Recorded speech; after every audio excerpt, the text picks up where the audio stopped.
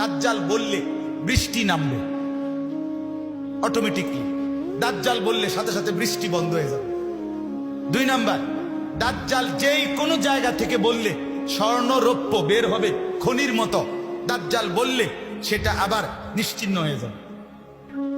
3 number, দাজ্জাল যেই কোনো জায়গায় বললে খাল হয়ে পানি বইতে থাকবে। দাজ্জাল বললে পানি শুকাইয়া সমতল হয়ে যাবে। 4 নাম্বার, যেই কোনো ব্যক্তির গরু ছাগল ভেড়া বকরি মারা গেলে, যে যা মারা গেছে, দাজ্জাল ডাক দিয়া এগুলাকে তুলিয়া তারে দেখাবে যে এইটাই দেখ, তোর গরুটা নি, তোর ছাগলটা এটা নি।